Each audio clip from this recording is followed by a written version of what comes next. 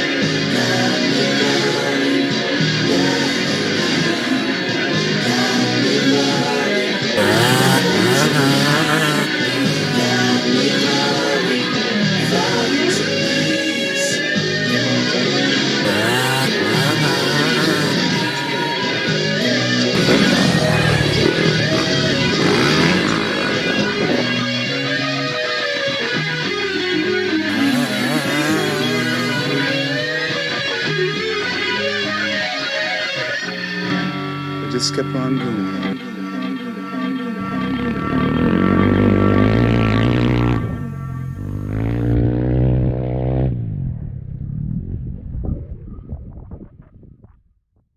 Live from Pahrump, Nevada, the Valley of the Dirt People, it's Tech Talk Taco Tuesday with your hosts, Jimmy Lewis and Logan Tyler. Live? Now you are. Now we're live. Yeah, there you go. Yeah. What's the audio intro? The one we used last week. Oh, Yeah. I don't remember. Erica's friend? Oh, yeah, that thing. Yeah. Yeah.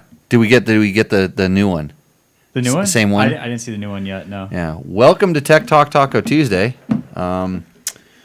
This is Logan Tyler, Yep. and there's a hat on the chair next to you. Yeah, there is. I'm Jimmy Lewis, and this is Tech Talk Taco Tuesday. Put the hat on. this early in the show. Really trying to get the 3 million followers. Right. I've got a lot of stuff. Actually, I need to send a text message out about this too. So this is the show where you answer your motorcycle related questions. In all seriousness, the show is dead serious. Try to keep it on the level playing field. But Logan was a bad boy this week, so we don't have a dunce hat. It was just usually we thought it was all about getting ratings. That didn't work, so we're going to go with a whole new scheme to get more ratings. And it isn't you wearing the hat. This is a punishment, not a reward, by the way. We're going to talk about why Logan has to wear that hat in a little bit longer, and we're going to try to get to the bottom of this because I like to investigate things. I like to be presented with the facts, and I still don't know where we stand with this whole thing. I'm a little bit confused, which is normal, but it's more confusion than usual. Matt, how we doing?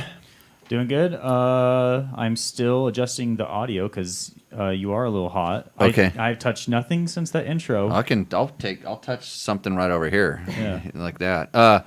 Whoa, Ricky Braybeck. Yeah, he's in the chat. Well, I know he's probably done riding. He's been riding for like 3 weeks straight or something. And I think maybe he had a day off. I don't know. Haven't talked to him. Maybe, yeah. We're going to go do rally training like next week, so it's game on. No rest.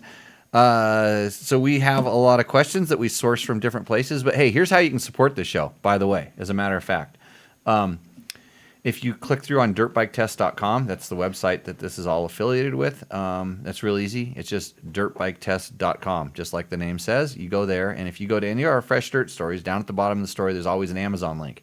If you click that, that's what's keeping the lights on the website. The lights on this are only being kept on because of my off-road riding school, because I actually needed to have a studio to do the podcast with those, so I subsidized the Tech Talk Taco Tuesday thing with that. Lucky Logan works for cheap. Right now I think he's working for negative. I showed him my tax bill a couple weeks ago and explained to him the 2 little line items on the schools. I don't have any children, so indirectly I'm supporting your education. And I try to teach you something every week on the show, hence why you're wearing the dunce cap. And other than that, we're going to have an affiliate program with another sponsor here pretty soon. So when you go buy your motorcycle parts, all of the ones that I recommend here, I just say just go buy this and buy that because I'm just a shill for all these companies. When I become that shill, you just use these links and then we'll get a small chunk of that. So things are going good. But longtime helpers of the show, Climb makes super awesome gear. I'm sure everybody's aware of that. We have DDC sprockets. Anytime I wear out a stock chain and sprocket, I call up Nate at DDC and replace them with those because then I never have to replace at least the sprocket again. And I have a lot of motorcycles running those sprockets currently. Taco Moto has been helping us out. He's been helping us get these converted from this awesome visual format you're so used to seeing put onto the internets as podcasts. And I do want to thank Taco Mike personally for bearing with me earlier this evening. Oh, was he trying to? Oh, you guys we were trying to get connected in another way on the digital sphere. I was jealous of the place that he went to for tacos, though. Why, did you hear people like dying? No. He sent me a picture of where he went to, and it's a really good spot. Were there dogs barking? No dogs barking. Because that's how you tell it's a good taco shop, because the dogs are out there barking, because they want to get in, and that means you're not eating them. So just a word for the wise. Yeah, more you know. So Logan uploaded his segments for Taco Mike, and I heard there was dunce cap worthy moments in this, right, Matt? Yes, Logan. So we have a code for you. You need to decipher this code. So I need to know what TTT number 63 ASDF means. Is that like the title that I forgot to change? That was the title you forgot to change. So yeah, And you uploaded it. I wasn't sure if that one actually uploaded. So that's a problem. So this is like when all this stuff goes out to the worlds, everybody else, and they see that. I look dumb. I look like I let that slide. So, but at least now you look dumb and you're paying for it. So okay, that was one thing. That's only that's a small thing because Matt went and fixed it. Good boy, Matt. Yeah. You didn't do anything bad yet. Yet. So let's drop right into the questions. So we got some good ones. The way to ask questions on the show is we always put up a Facebook post just before the show, a few hours before. That's where we go to for the first questions that we're going to answer right now. Then we kind of scour our YouTube comments and stuff to grab the rest of them. And of course, you can always ask them live. So we have a chat room going and all the different formats. We kind of collect them all and put them up, and every once in a while those will flash up on the screen. You get to see what everybody else is saying. Like right now? You can do it right now. Yeah. That would be a great time to do that. It's already been up there. Yeah. But who can read that? What if you're looking at it on your phone? Just make it the whole screen. Whole screen? We don't need to see me and Logan anymore. There, look at that. That's our chat. Oh, If you're listening to this, everything I just said didn't make any sense at all. But that's the way this works. So question number one is, so you can ask in that chat, and we will generally get to your question by the end of the show. The first ones go straight, the good ones go right to the thing. Like Jesse just commented, and Jesse's a regular viewer of the show. Don't worry, Logan, a lot if Jimmy's articles have misspellings. And that comment has a misspelling, and I read it exactly the way that Jesse said. Don't worry, Logan, a lot if, he's meant to say of, a lot of Jimmy's articles have misspelling. So, Jesse, we're all in the same boat, bro. Mike Warren asks this question.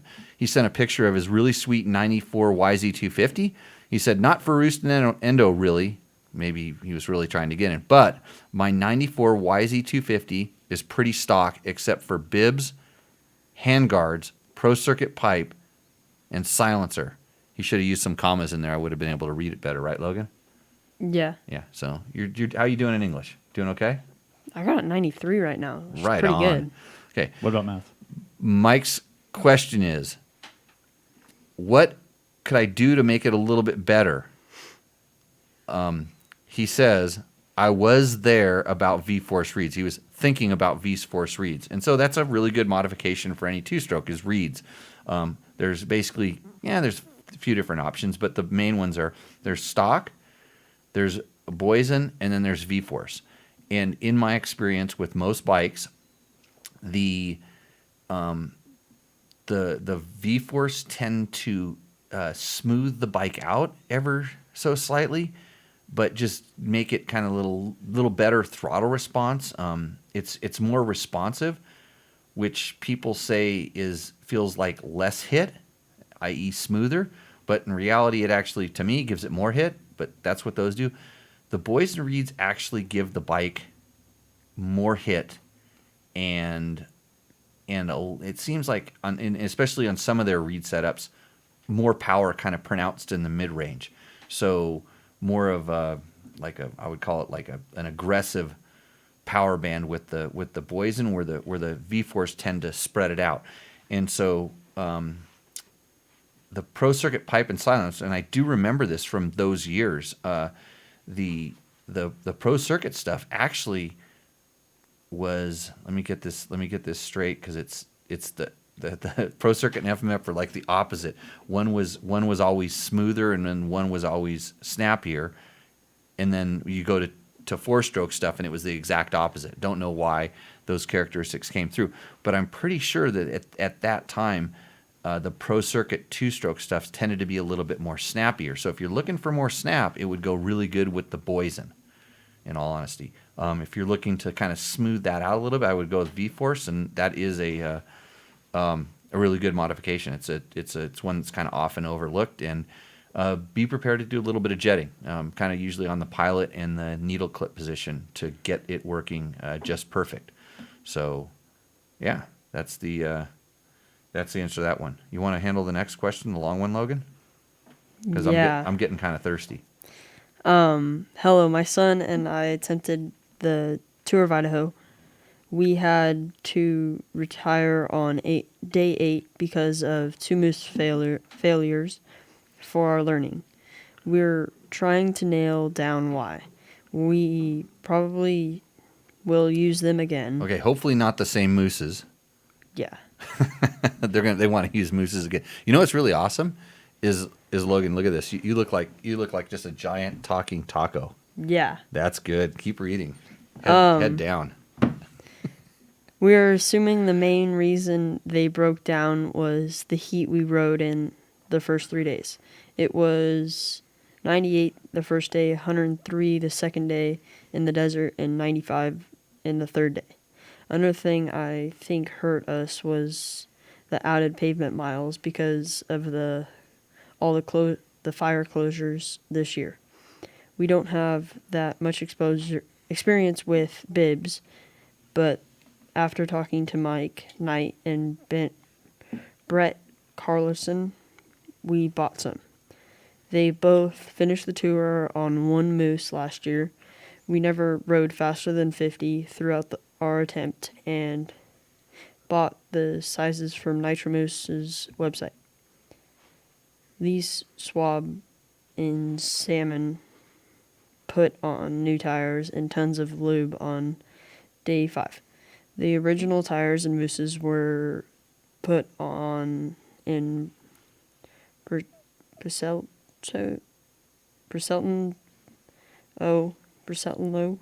by Bristol Power Sports. I hope Martin's watching this show.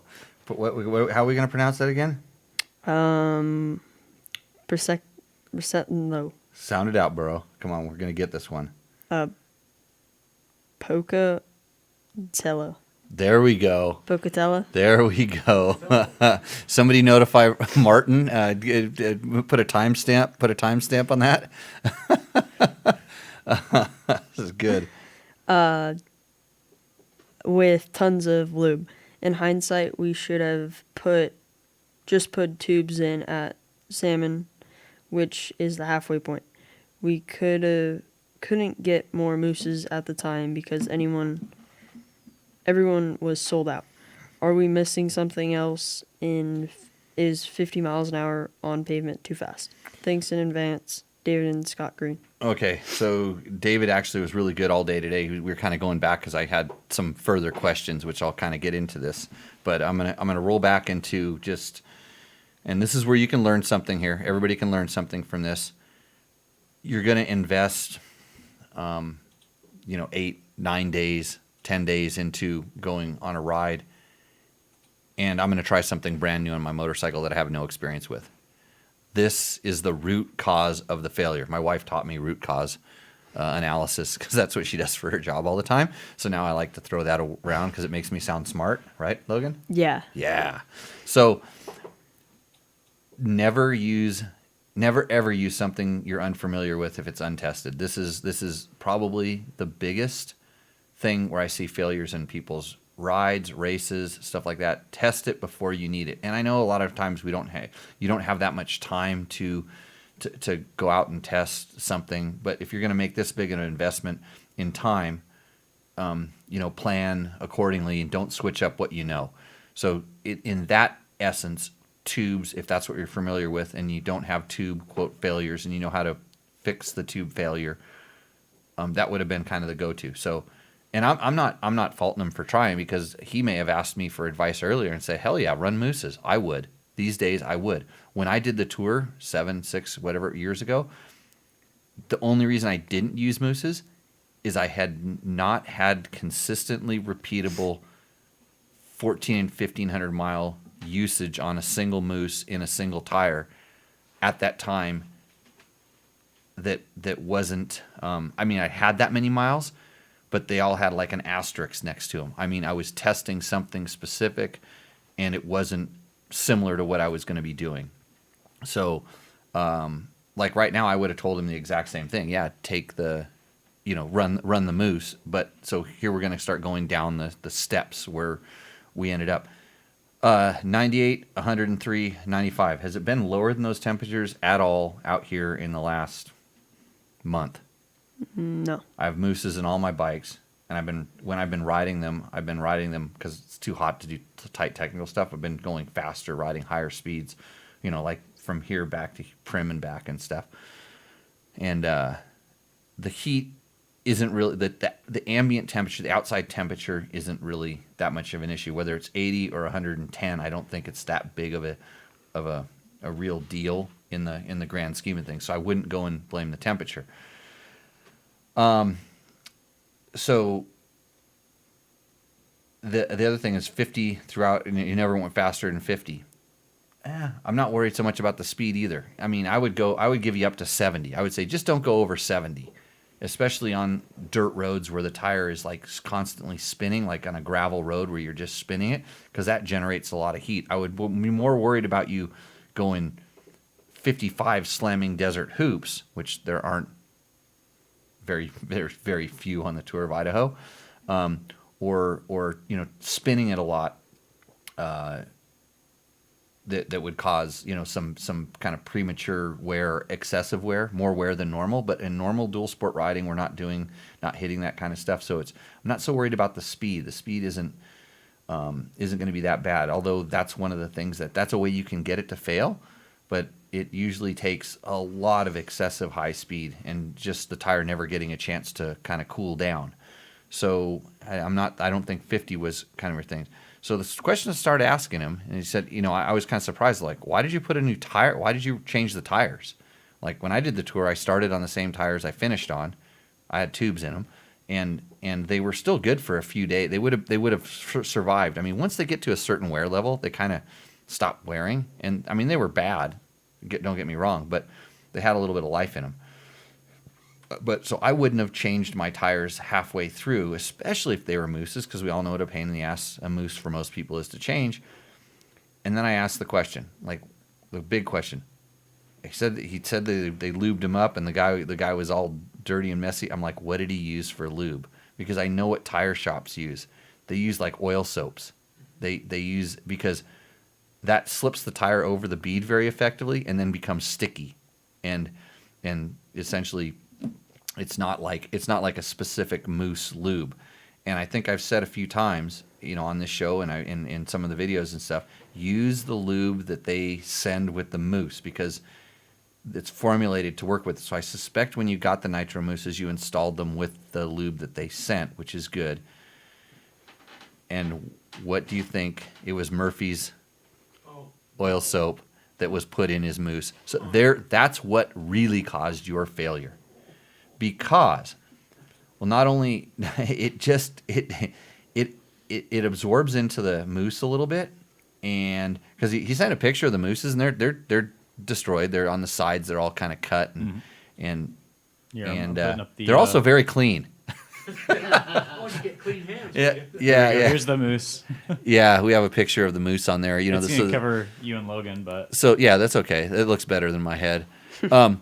There's a essentially the mousse has started to kind of break itself apart, and you can see the center is actually still good. Usually when mousses go bad from heat, they go from the inside out. And this one, so that tire basically that lube ran out, it dried out, and then the friction from the tire started eating up the mousse. So, and he also said he said he saw them really lube the mousse up, but when I do a mousse, and he'd watched my mousse changing video, I put all the lube inside the tire. I hardly lube the mousse up at all, even though they tell you to do it 50-50. I put it all in the tire because I know it's in there. Because a lot of times when you push that tire in, it especially on a good tight fitting mousse, which was my next when he told me, if he had told me, hey, they put real mousse lube or the proper stuff in there, a petroleum based mousse lubricant, I was gonna go silicone based, yeah. So, but they're petroleum a lot of times, not petroleum. He uses silicone. He used, yeah. Well, I know. Well, it depends. There's different stuff in different mousse lubes. So I'm talking about Nutex. It uses silicone. Is a silicone based, yeah. So when I put it all in the tire, and then when I get the tire in there, there's usually enough that kind of comes out, that spreads out around it, and then I use that to lube the part that's kind of going to touch the rim, or if I need to add some more if it seems kind of dry. But even when you pop that mousse down at that point, it will wipe a lot of that off. So I'll actually put it in the dish of the rim. I'll put some lube in the dish of the rim just to kind of keep everything lubed up. And I don't have mousse failures. They don't happen very often. And I have tested, for the sake of testing, I ran out of lube, and I used to use a long time ago, like in the early days of mousse, we used to use the Murphy soap. But I just recently I ran out one day and I needed some, and said I knew it was going to come off pretty quick, so I went ahead and put it on, the Murphy soap, and it worked okay for the 1 or 2 rides that I put on that one. I popped it out and I said, okay, I'm going to keep testing this. So I actually put it in there, and I put it in without having the rim really covered up, and I put water in there. I added water into the rim. This is what I do. This is how I find this stuff out. When I pulled it off next time, it was bone dry inside, and it had started to. So that water rinsed it out, or it helped it do whatever water and soap does, absorb in. So, grand scheme of things, so that's kind of one of the things that was a problem.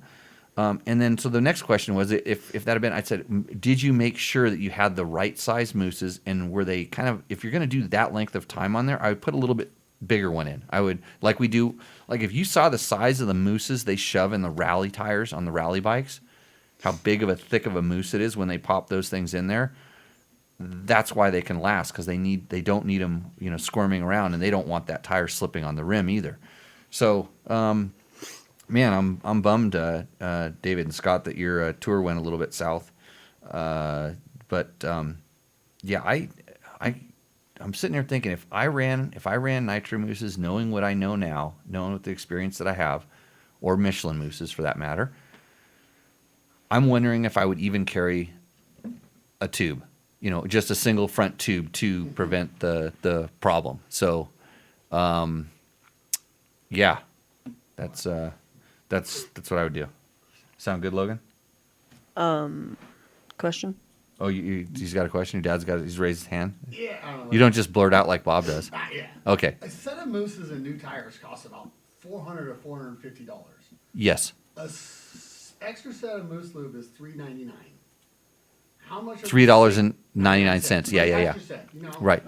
So you can overlube. So we're looking at the price to overlube and have the right stuff. How much money are we possibly saving with tire soap? I don't think at that point, so the question is, like, were we saving any money with tire soap? I don't think it was saving money. I think it was what was on supply and what the tire shop was used to doing. And it will kind of get the job done. And maybe that's why people are so afraid of going fast, because they have mousse failures and they go, oh, it's because I went too fast. And I'm like, no, it's probably because of what you put in it. And I get these kind of questions all the time, but that's why I asked questions back. I didn't go right away and go, oh, just going too slow. And this is going to get me to another thing I want to talk about later. I want to talk about some of the groups, the group pages. Remind me to do this. Put it on the thing, Logan. I want to talk about the group pages that offer advice. the free with the Mr. Know-It-All and the Mr. Know-It-All and the guy that's always first to raise his hand and that sits in the front of the class and always kind of spurts out an answer. I'm going to tell you why this is bad and why we should maybe police this a little bit better, at least in our communities. Mm-hmm. It's not going to work in the real world because, I mean, everybody wonders what I do all the time. Besides when I'm not riding motorcycles, I'm usually on the internet giving out medical advice, psychological advice, and political advice. So, next question. So, I don't know if we want to move on to the next question, but there was actually some good questions in the chat about pertaining to this. Okay, let's go. So David Green. Yeah, first off, David Green said, good thing to know. So Jesse Grant, what is the percentage of on and off road that is safe for a moose? Only reason I don't get one is because I don't want to worry about it falling apart if I have to do a lot of road riding. I don't think it's a percentage thing. I think it's kind of like a feel. If you're riding on the road, I think it would be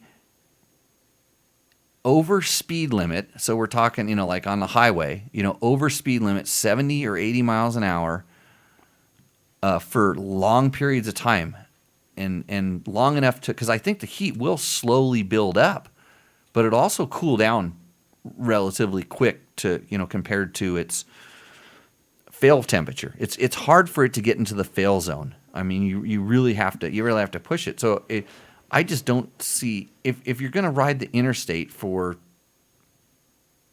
50 or 60 miles at 70 miles an hour, I'd be a little concerned. I would say, okay, that's probably not the best thing. Would I do it once? Yeah. Would I do it like every time and expect the moose to last? Well, you're not gonna, you shouldn't be running a knobby at that point either. You should probably be running a street tire or something. So, yeah, I don't think there's a percentage. I think it's kind of just by feel. And if you have to do that much road riding, consider tubes, I guess. Another good question was from Todd Kelly. He was asking if it's normal to see some of the lube coming from the bead while out on a ride. Oh yes, yeah. I mean that stuff, when you have enough in there, it'll try to get out every place. And like when you actually do some pretty hard hits, even on a nice straight rim, it'll squeeze out the side. It'll like pressurize. I mean, it'll try to come out the spoke nibbles. It'll try to come out of your rim lock if you have that. If you don't have your valve stem sealed up properly, a lot of times I still have the valve stem seal. I cut a tube out and leave it in there so I can bead the tire through that thing. I love to watch Logan and George and Jim try to air my tires up on some of the rental bikes that have this. I had to start spray painting them so they knew that wasn't one to check because it had a moose, because like sometimes the stickers fall off, But yeah, lube coming out is pretty normal. Any other ones there? That was pretty much it for the moose. Everything else is stuff we can come back to later. Yeah, I think, like I said, David, he says, yeah, they're kicking themselves over not bringing a spare tube. And like I said, I think just to err on safety, put a $20 tube in it's space at that time. It's not parts. It's just having space, and then a method to pump up that tube. And I have this. That's actually a Nitro Moose thing that they make. It's a little tiny pump. It's about this big, that you can, and you can achieve pressure. It takes a long time, but it doesn't take that much space when you're on something like the Tour of Idaho, because it's essentially, for those that don't know, you're kind of 10 days sort of, pretty much self-supported with very little places to get things like that. And if you get a flat tire out in the middle of nowhere, you've got to fix it out in the middle of nowhere. So, okay, next one. Red C63 AMG. Considering either this or the KTM, but 500s are in very short supply, how much performance, if any, would the average rider feel with a 350 instead? About 17 horsepower. Just guessing. If it's stock. I mean, but then if you've done the ECU mods, then it could be plus 5 to 7 horsepower in either direction, depending on. Isn't this the question we on? Oh no, we're just talking about the average rider would probably not feel any performance difference if we're talking about power. This is where you're going to say, Jimmy, how can you say this? Well, because generally you need a certain amount of horsepower to achieve what you're going to do, and both of those bikes will deliver that amount of horsepower, right? Except for when you want to show your friends how fast your bike is, then the 500 will produce a little bit more. But for normal riding, under normal situations, they're both going to produce adequate power. The one advantage the 350 really has is in weight feel. It feels 20 to 30 pounds lighter at any time you are riding the bike, except for when it falls over and it lays on the ground. Then when you pick it up, it only feels 7 pounds, or the difference between. They're more than they're only 2 pounds apart in weight. 2 or 3 pounds. 350 and 500. Yeah. I haven't checked the specs lately. So you will feel exactly the difference that they tell you they weigh in the scale when you're picking it up off the ground. But you should never do that. So the 99% of the time when you're riding it, the 350 will feel a lot lighter. Now, when you're riding it and you just whack the throttle, the 500 will feel a little bit more robust. It'll pick up at a lower RPM and pick up. You can achieve the same thing by just riding at a slightly higher RPM in the 350 if you want to, but usually you don't need to. You do not need the kind of power that a 500 puts out completely stock. So I thought everything was in short supply, 350s as well.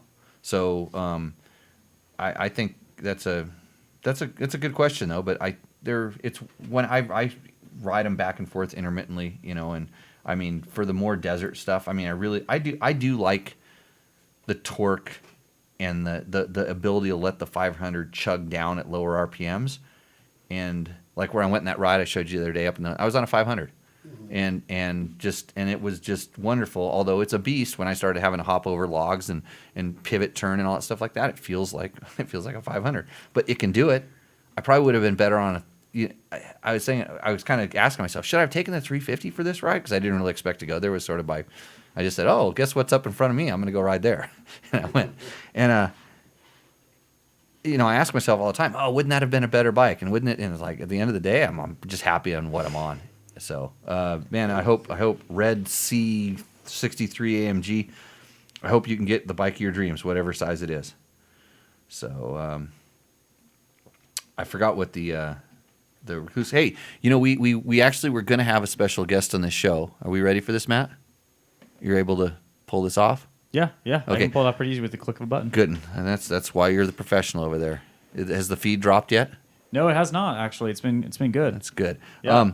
So we were going to have a special guest on this show, but his schedule got a little bit tied up. So we actually pre-recorded we were going to just be a little segment, and we ended up talking about helmet safety. And so grab the Fly helmet down there, Logan, one of them. I got a hold of Jason Thomas, who is he's the Fix-It. What do you call himself? Make connections with. He was like the brand manager and get in front of problems. Yeah, is kind of what he said. Which really, this isn't a problem. You actually kind of helped me out because I've just been wearing the Fly Formula helmet a bit. We got one with a set of gear, and I've heard a lot about it, and I wanted to know a little bit more about some of the helmet safety stuff that they've got built into this helmet. I have experience with the Climb helmet with the Koroyd. I mean, first head experience, I would like to say. And a lot of the other stuff, and I haven't had a chance to use this yet, use the helmet. I've worn the helmet, but I haven't used it. I don't want to, never want to. But I've heard him talk on other podcasts and just doing some of his work. I've heard him talk about, he's one of the few brand guys that actually talks openly about all the stuff and had a really bitchin' discussion. And we will get this uploaded, but here's a little excerpt that you can see from when we were talking this morning. A little preview. Right. So inside the helmet, you have these Rheon energy cells, right? So there are, I believe, 7 inside below the liner of the helmet that are embedded into the cone head EPS system of the carbon formula has cone head EPS.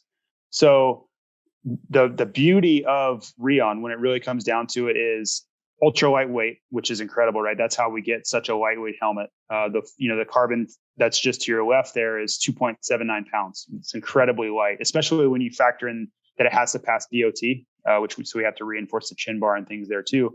Yep. But the magic really is, for a helmet, you're trying to accomplish 2 goals. You're trying to slow down any sort of linear impact and absorb that energy. And then, of course, the rotational that we all learned, 6, 7, 8 years ago, how critical that was to be able to disperse that rotational energy. You want it to rotate a certain amount. Sure. Correct. Yeah. Right. Well, you just want to be able to allow the energy to be deflected instead of transferred into your brain. Right. So the helmet and the energy, regardless of the system you're using, if the helmet or the material inside the helmet can slide and rotate a minute amount, that is going to absorb the energy. That's going to let that impact be shifted away from you and absorbed in that slide or movement, which is the Rheon material actually moves itself. Instead of your brain moving inside your skull. That's in the most concise nutshell you can make, right? Is if the material moves and the helmet slides versus your brain sliding inside your skull, you're accomplishing everything you'd want to. And coming back on. So that's a little bit of what you're gonna C in our interview that we'll upload. And I mean, I learned a bunch, and we talked a little bit about some of the helmet testing we did back at in Dirt Rider days, which I can't remember because I've hit my head since then. And then I started thinking it might be actually a good idea for me to wear a helmet on this podcast now, just in case I say something wrong and Logan starts hitting me because he's getting a little bit bigger. But you look really special in that hat, by the way. Just like, should we get into the hat, Logan? The second reason for the hat. I guess get it over with. Why don't you hold up your prize, your trophy? Oh, this one? Yeah, I'm glad that this Hold is it up the. to the camera. Oh, you thought there was some? Is there something else that I'm going to learn about? Logan, I yeah, thought okay, there this was. one. Oh, you That's- thought there was. There you Yeah. go. Yeah, I There. didn't know anything, so I was assuming that I. So you missed know something else. how we tell you on this show that we repeatedly say that every single brand new bike you buy, regardless of brand, will blow up, and they're going to break. They're designed to blow up. Well, Logan actually managed to achieve this goal. He tried pretty hard, so that is a head off of a 2020 Yeah.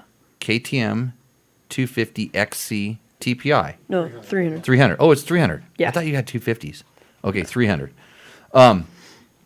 Shows how much I remember. So right when it what was the first thing I said when you said it blew up? I said, did it run out of water, or did it just do something funny? So what did it do? I'm gonna ask you these questions. So, in goal, it ran out of water, and then continuously ran on. So you were on the bike, although so this is where it gets kind of confusing, and we'll get to this. We'll just do the thing. So you're riding this bike, yes, and you don't know that it's leaking water. no, Okay, and you're on kind of higher speed roads, kind of 2-track stuff for a bit. for a bit, and then you got into some slower stuff. So the slower stuff was at the beginning of it. So it was. It was running quarter fine. mile. It was running fine then. Yeah, quarter mile. It started running on like ping ping after I shut the throttle. Right. That was the big red flag for me. That was on the single track. Yes. Okay. Hop on 2-track. Okay. Still. Wait. Okay, so it's doing something funny on the single track, Yes. and you didn't stop. You felt it doing something funny. At that point, I thought it was me. Okay. Because I just was, I don't know, wasn't Okay. feeling it that day, and so Okay. Yeah. Okay. So you weren't feeling it, And- and so somehow so the bike was picking up your aura, and it was turning that into detonation and run on. yeah, I thought I was just leaving the throttle on. Okay. Yeah. So hop on 2-track just because the single trail ends, and come Kind of some- shifting up through the gears. Yep. Did it go away, or you didn't notice because you were always on it? No, it was not super high speed stuff. So it was on, turn, and then Okay. get back on. So it was still doing it, and it was How many weird. miles? How many miles from the single track now have we gone farther? 1.5. Okay, 1.5 miles. Okay. So, and then, so I'm like, okay, try and figure out what's wrong. Is it loaded up? Try and clean it out. And I was Okay. listening. I listened to your, I think, 300 the 300 Video. something, yeah. Right. And you said something about whenever you get in high elevation, the emissions thing, that thing makes But it lean. that was on an earlier version, and that's an update that's been since cured. So I don't think it affects Yes. your bike. But So okay. I heard it, so I was like, worth a shot. Something's wrong. Try something. So I turned the bike off. Right. Okay. Start back up. Does not start up. Oh. So I was riding with my cousin that doesn't really know the area. So I hop on my dad's bike that he was riding. Oh, Trying- you loaned your new bike out to that guy again? Nephew, yeah. Oh, man, I wish I knew you when I was his age. I could have had better bikes all the time. Okay. So now you've hopped on a different bike. You left your Yes. bike there with him. With him, he And- starts pushing it down the hill. Okay. And You went to go get Get help service and get cell service because you're out of cell service, get right? a smarter brain to Okay. tell us what to do. Right. As in my dad. And so I hear him behind me. So he pushed it for about a half mile, and then he tried it and started up. So it must have cooled down. Uh-huh. And he rode it for a while. We were going 6th gear, 3/4 throttle. Okay, so Which was he caught you. Yes. So you were going 6th gear 3/4 throttle. Well, I was going 6th gear, half to 1/4 throttle. Okay. And he So- caught you. Yes. So he was hauling ass. Yes. Okay. On the So- bike that formerly wouldn't start, but now it had managed to start Yeah. and run. So Yeah, it fixed itself. Like motorcycles tend to do this all the time. yeah. So like just you loose wire, just jiggle it. Okay. So here we are. So we start heading down the hill fast, adding heat. So, and then we hop on the trail. Well, you went back to trail riding. No, You're gonna get no, back. Oh, no. Okay. No, we hop on. I hate to interrupt, but Jimmy, can you turn it down a little bit on your end? Okay. Turn it down a little. So we There we go. stay on 2-track for the rest. So, and then we rode it for a while. He hops in front of me because the trails How many more miles? from From him getting on the bike, how many miles have we put on it? 5. 5 more miles, okay, Ish. of sending it, got it. Yeah, ish. So and I'm just then- assessing how durable this thing is Yeah. at this point. Yeah. Yeah, so okay. So then motor goes kaput. So it goes blah. he and was on he the was bike. on it. Okay. Yeah. So technically you didn't really blow it up. No, I did not. I think I blew the piston for sure. Well, anyways, and then it's dead, and then now we're back to where we are now. Yeah. Where I think it was blown up and then it was. I wouldn't call it. I would. It's funny because when we this I heard this story, and this is the first time I've gotten. Now I understand who was on the bike. Yeah. I mean, I kind of heard that he was on the bike when it finally blew up, but I didn't really hear how hard he had to send it to really send it to where it went now. Does he have a good job? Make a lot of money? it worked for me. Oh, geez. Oh, so he's not getting a paycheck the next couple of weeks, is he? Yeah.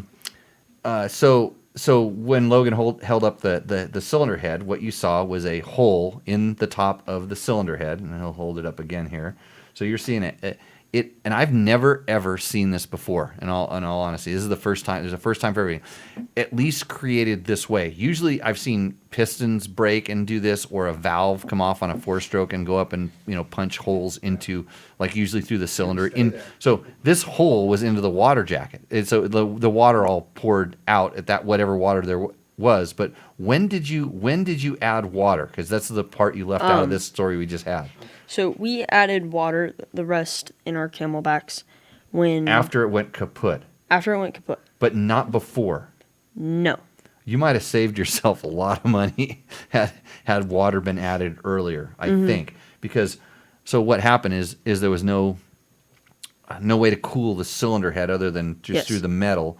And with that little thin sheet, I bet you it was glowing red hot. You know when you heat something up and it gets glowing red hot, and then it just Yeah. goes and opens up, and that's what happened there. It was probably just I really wonder what it sounded like. Like that sound. Hopefully he's etched that sound into his head, so when he hears it again, he stops. Actually, if you even start getting close to that sound, because it's a horrible sound. Like the sound it made before it did that. It should have been like running on, like you were talking about, and doing all this pinging and detonating. I don't think he was chopping the throttle. Like we hopped on a road and he passed me and it was pretty dead. No reason to hit the brakes. So You'd still hear it. yeah. Oh yeah, no, it'll ping and detonate. Like when that thing is that hot to start melting, it's like a spark plug that's on the whole time, and so. It's so any fuel that's going in there is like catching on fire before it's actually compressed so it makes really horrible. I know this from experience, and my experience with this was a little Yamaha JT60 that we hooked onto a go-kart, and we were able to simulate those kind of conditions, but it was air cooled. So it didn't have a little thin head. It was really thick, but we could actually melt things inside of it. And I became familiar with this sound, because then I have to go, and don't try this at home, braze the piston back together, because I was not capable of welding aluminum, but I could gas weld, and I brazed the piston back together multiple times to get this thing working. So this is when I was your age. I was brazing pistons. So that noise should. So this thing is a. You didn't call the warranty department, did you? Because everybody else would. I thought about swapping them with my 300. And run. Just drop the top end on top of it and said, I don't know what happened here. It just stopped running. Yeah. Might work. I mean, we didn't talk about it on the show, and nobody listens. Like, we have 2 viewers, so you can probably pull it off. Besides, anybody at a motorcycle shop wouldn't be paying attention to any good information like these days coming out. So actually, did you put pictures on the internet yet and say this is what happens to your KTM 300? Like if you just go trail riding, because he was just going trail riding, and this just happened.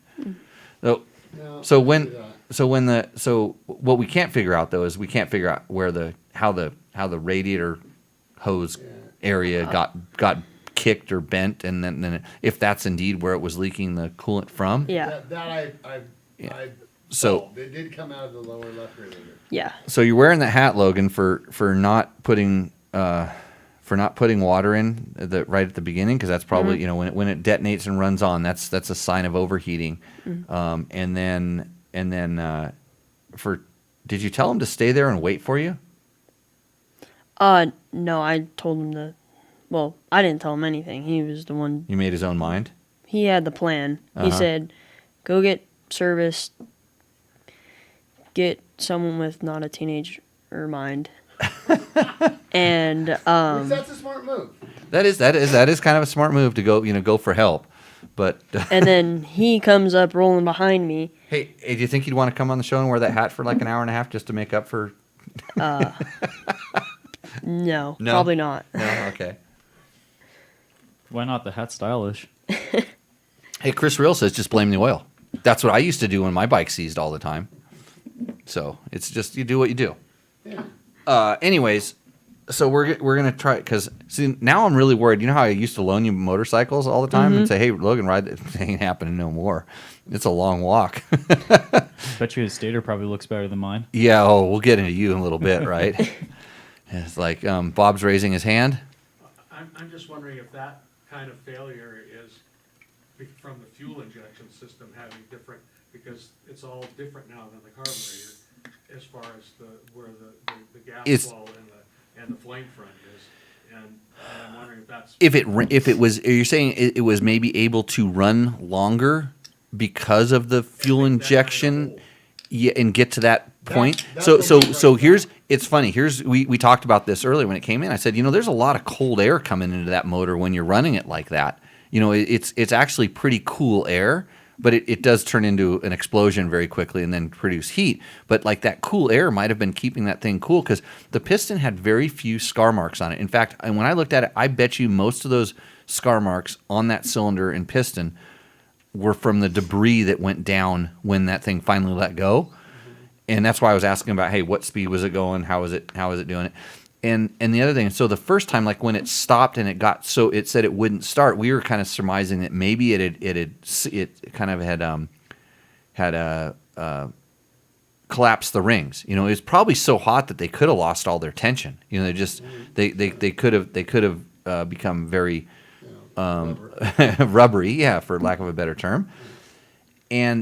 But it also, I'll bet you the fuel injection system couldn't figure out, like, at that point that besides the cylinder head temperature gauge had melted. It was a piece of plastic goo, so maybe it wasn't even sending the right kind of signal. Maybe it went into some sort of a default where it was so hot it said, hey, we're not running, or it couldn't actually get fuel into the motor. It would actually vaporize, before it would get in there. Who knows? Does not work like it was supposed to, because you think about where it's shooting it. It's shooting into the transfer ports, and that's a really hot environment. At that point, it might have Oh yeah. It would like literally steam out before it could get combusted. You know, it's no longer like an air fuel mixture. It goes in there and it sort of steams out and goes right out the exhaust port. So, I think injectors can get too hot to work too. Yeah, that's a possibility. I don't know all They're these kind things. of melted. I don't think this bike was designed to operate in this environment. You exceeded the design parameters of the vehicle at that point, Logan. So give yourself a round of applause. Yes, Bob. So, did you ever admonish Logan to do what we used to do in the old days when we ran out of water and we reached down and turned the choke on and drove the thing on the choke? You know, where it was more Ran out of water. You didn't have water in your bikes. They were air cooled, Bob. No, it's when we got the water cooled bikes and the water leaked out. Yeah, I used to have a choke lever on my handlebars that I would on my 125 that I would pull when it was going wide open across valleys to just enrich in the circuit to help keep it a little bit cool. So your gas mileage gets cut in half with the choke. Oh yeah, But it runs cool enough that it won't seize. yeah. It'll cool the bike down. It made it. You could feel the bike after you let the choke lever back up. You could feel it like gain some power. Right. It would actually kind of cool down. But anyways, so yeah, good job. And so Matt, on the other hand, Yeah. Oh, Matt, here, I can pull up an image of my find. yeah. So Matt here is Team Husaberg, by the way. Yeah. But he's only got it's only a 300. That doesn't deserve a bell. Come on, guys. Well, mine doesn't deserve a bell because, well, It doesn't when- really when run I- right now. Well, when I was Logan's age, I was not the best at maintenance, and I'm paying for that now. Yeah, well- it ran over here. It's just Yeah. No, it runs, but it's like kind of it's kind of a shame. I mean, I'm perpetually scared that it's going to stop running every time I ride it. so he took the advice that we had in the last show. He had this dream of a full frame and rebuild, and I know what he's thinking in his head. He's thinking, oh, paint the frame and get new plastic and put graphics on it and some blingy parts and all this stuff. And it's like, well, it's got to run. Let's start with the running comes with the rebuild. yeah, but that's not what you were thinking. I know No. I know this. You were thinking I wanted to start from the ground up. You I wanted- want to do what I did with that 125. yeah, you wanted Better. you wanted a beauty queen, a garage queen. You wanted something that was just really just Is there anything wrong with that? your pocketbook. And it was going to get over time, yeah. yeah, and no, well, yeah, then you wouldn't have a bike for like 6 months. I want to get you on a riding bike, and then fix the problems, because if you run into something, so go ahead and throw the stator up. Yeah. And this was part of the thing. This was an unexpected thing that we found when we started going through this, and this is what you will find when you start doing rebuilds. I mean, good on you for rebuilding it, but it's like the stator has gotten so hot at some point that it's cooked all of the coating off of the windings. And it's funny because I remember about 5 years ago when all of a sudden Matt says, my battery isn't charging anymore. I remember this. I don't actually. And I'm like, well, why isn't it charging? And he's like, oh, I don't know. And like, well, does it start? And he goes, no, the starter doesn't work. I'm like, so what do you need the battery for? And it was like, he's like, well, the lights don't run, because he had a nice headlight on it and all this. There's some other stuff. And it was like, okay, let's find the problem, which actually didn't occur. And this is what we ended up with. And I'm kind of confused as how this happened. I could see, okay, the voltage regulator, something went wrong with the voltage regulator, but we don't have a way of checking this right now. That maybe there was something going wrong with the battery, where it was somehow, because the one or two coils that are in charge of the ignition are still good. They're cool, but all the ones that provide power to the battery or power to power the system are bad. So this is an item that needs to be replaced, and it's just going to start adding up. But at the end, hopefully we'll have a very nice running motorcycle, and then we can work on making it pretty. And so the second phase was the one side of the motor. The other side, we knew there was some issues with the clutch, and there were some issues with the clutch. Yes. The dampers were. The dampers in the thing it has a Hinson basket in it. It used to. We took it out, right? Yeah. We never could get it to work right. Like I even had you come over and try to help me get it working. Because it came from Bob. Okay, so this is another Bob bike. I never touched it. This was here. See how quickly that like I didn't do it. Not me. Yeah, put your mask back on.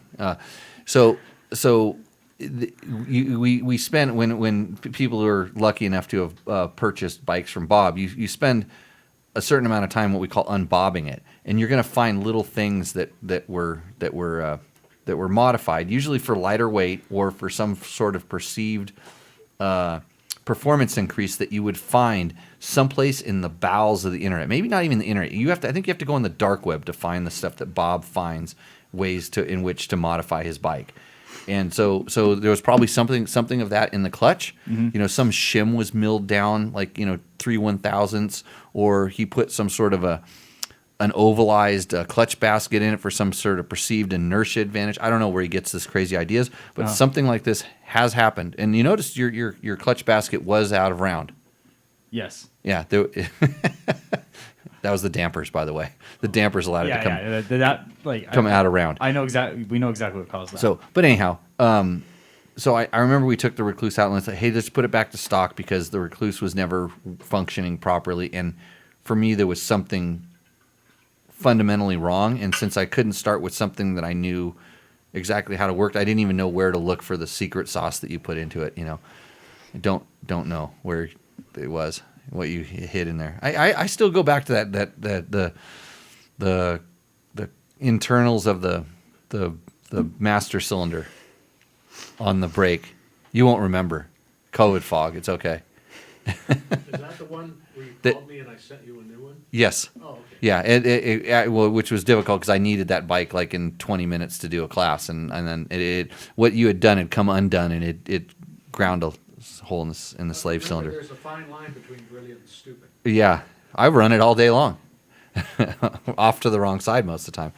Okay, so let's get back into what's next. How about some of our YouTube? Mike P says, "Nice hat, Logan." That's from last show. So this is the third reason that you're wearing that hat, because Mike P liked it, and so you can blame that. Okay, next. Creator on Wheels. Been literally binge watching 100s of Adventure 390 videos since a few days, and inarguably this is one of the best described videos I came across. Worth the 25 minutes where you talk about genuine plus and minus than just reading out what's on the spec sheets. Thanks a ton, Jimmy. Thank you. Yeah, thank you, Creator Wheels on Wheels. That's nice. What does Big M say? Big Earn. Yeah, was hard to watch. How do we get? I guess we should just go to look at the names, right? What's Big Earn? Well, I'm always curious about who's telling me this kind of stuff. So Big Earn has a bunch of R&B videos in his list. He didn't make a video, but he has a lot of R&B videos and how to cut hair. It's like I don't. Is he a mortician? Well, Big I'm not. Earn. I don't know. Big Earn. Maybe he's a money launderer like Big Earn. I think if he had the haircutting videos, he just sees me as a non-client, so he's just like tossing me off. It's like, okay, no big deal. I wanted to know why it was hard to watch so I could improve, but that's my fault. Next. Justin Wells. Cool bike, but goddamn is it ugly.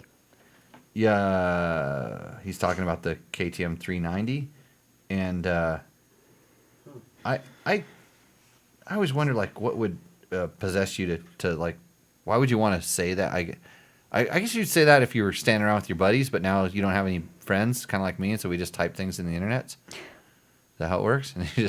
And then you realize everybody in the world can see it, and it's like, was that necessary? Okay. What does Mr. Car Guy want? Now we just need a front wheel drive bike. Mr. Car Guy watched our KTM 1190 video. Hey, I found the whole collection of videos. So we need to make that video. You need to go make a banger reel of 1190 video clips that our awesome videographer George shot. You know, he'll tell you how he shot that one, but I don't think he did. I think Jim shot the one.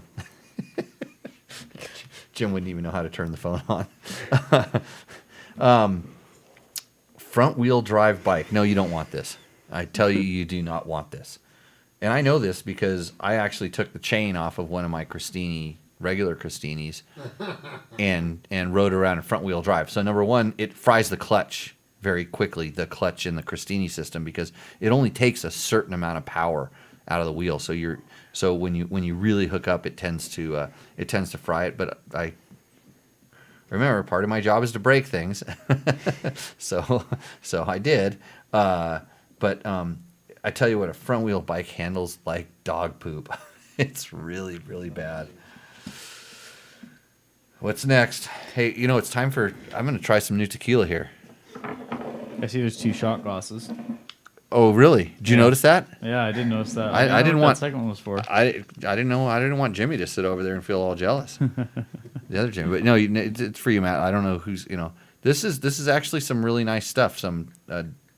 So only half a shot. No, you can get a full one. Dobel Diamante, and I don't know. This is actually an interesting. Well, if the show goes to shit, we know why. Yeah. Well, I'm trying to give you excuses before we go there. Right. So okay, go ahead and hit the next question there. Gear hire. Jimmy, great review. Surprised you didn't comment on the limited turning radius. Had to have dealer modify mine for tight northeast single track 2020 beta 200RR. You know what's funny about this is I didn't comment on the turning radius on the Beta 200, and I took it places where I needed the turning radius, and it didn't bother me. It wasn't like there's certain KTMs, especially adventure bikes, that have really horrible turning radiuses, and this the Beta did not bother me that much. So I wonder if like I said, he took it back to the dealer. It's very simple to adjust the steering radius on those bikes, most of these bikes now, because they have steering lock nuts. And I wonder if his were just set a little bit farther out, and then that's all the dealer did was go in, and because that's how you would adjust it, and it's actually pretty simple to do. What are you saying? No, I'm saying how else Yeah, did you do it? yeah. That's how other than grinding the steering stops, which I've done before on bikes. I've ground steerings down. More often than not, I've added steering stop to bikes. This was on some of my older bikes that I just didn't want, because a lot of times we had to put like bigger radiators on them, and you didn't want your fork leg hitting the radiator, or a lot of times we'd actually move the radiators back a little bit. And this is like race bike stuff, specific to a certain bike. We'd actually move the radiators back to get a little bit more turning radius on some bikes. So these are all the kind of things that we do. And actually, if you listen to Jason Thomas and I talk about, like when we talk about the helmet safety, at the end we start talking about. I rode his race bike back in the early 2000s, and he's a smaller dude, and he had his bike set up, and I told him, I said I hated your bike, like your bike setup, but I appreciated how well it was set up for his thing. And it wasn't so much the size, he had taller foot pegs and a lowered subframe and all that stuff like that, bars that were in an awkward position for me. It wasn't so much that. His motor hit like a brick shit house. And I remember this to this day. It's like, I hate bikes that do this, but he explains why. And he's got a valid reason, and that's why it's not good or bad. It's his bike. And my job at that point was to describe it so that maybe, in all honesty, it's for entertainment. You're working in a magazine, you're talking about riding, different privateer factory bikes, different things like this.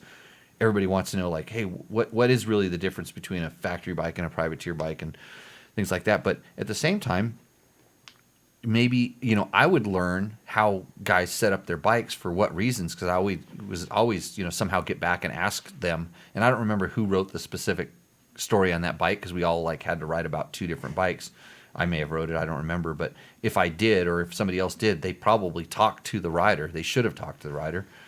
if I was the boss, which I think I was at the time, I would have made them talk to the rider to find out why the bike is set up like this. So kind of not as an excuse, but it's like, so we can learn. It's like, I like this for this reason. And we kind of went into it, which is pretty cool there at the end. So kind of a cool thing. I kind of felt bad for Jason because you could tell he was used to explaining why his bike setup was like that, and he also mentioned everyone hated his bike.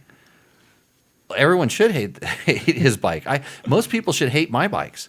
Like and most people actually hop on my bikes, and they're kind of prepared to hate them. They really like, because I talk about it. My setup is kind of unique. But it's like generally smoother power, but I have a very sensitive throttle. I want it to respond, very instantly, but I don't want it to become hit, which hit is uncontrollable power is what I like to call it. It's so like when your bike is carbureted, it has a little bog before it takes off. That's hit. It's and like, when a good rider will get used to when that works, so we'll turn the throttle just a little bit earlier, knowing that it's going to do that, and you'll kind of control it that way. But now with fuel injection, you get 1-to-1. But I'm pretty sure he probably did have to explain it to a lot of people, but it worked for him, and that's good. And maybe someone else would be saying, "Oh, I ride like that. I'm not very good at turns, so when I want to come out with a blaze of fury. So you want this kind of setup, or I'm really bad at carrying momentum up in a jump face, and I need that little brap at the end to control my attitude of the motorcycle." So good on him for setup. But the same thing with something simple as turning radius. That it bothers me on certain bikes, and other bikes I'm never in a position where there's a turning radius issue. So, next time a couple 13 millimeter wrenches, and you'll be happy with the turning radius. Or maybe it's a 13 and a 10 on a bait. I don't remember which one it is, or maybe it doesn't even have it, and they had to grind something. So, what does Sam or T want? The way you always know when someone needs something is amazing. Okay, this one drove me down a pigeonhole. So, because this is I've been accused of doing this before, and I had to ask a couple people that are probably smarter than me. Like, is this a slam? But I know that I do this. Like when you're walking up with a cylinder head in your hand, I already know that. I need to beat you into a pulp so you don't do it again. Like that's how that's an expensive problem.